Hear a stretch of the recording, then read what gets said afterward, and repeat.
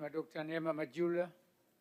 Asante Mheshimiwa Spika kunipa nafasi ya kuuliza swali la nyongeza.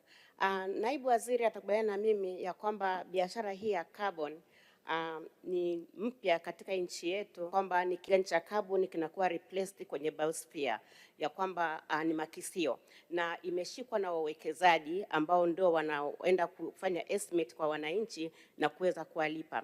Je, serikali imeweka viashiria gani au control measures gani kuhakikisha kwamba wananchi wa chini kabisa vijijini, hususan wanawake na vijana, wanalipwa kulingana na makisio waliofanyika kwenye misitu au kwenye ardhi yao? Asante. Mheshimiwa Waziri. Mheshimiwa Spika, ni kweli kwamba tumekuwa tukifanya biashara ya carbon. Kwa mfano halmashauri ya Tanganyika katika mkoa wa Katavi ni moja ya halmashauri ambazo zimenufaika sana na biashara ya carbon. Lakini ni kweli kwamba kumekuwa na ukosefu wa uwazi wa uhalisia wa malipo yanayotokana na biashara hiyo ya carbon, kwa maana ya vipimo ambavyo wananchi wananufaika na biashara hiyo ya carbon kutoka kwa wadau mbalimbali ambao tunashirikiana nao.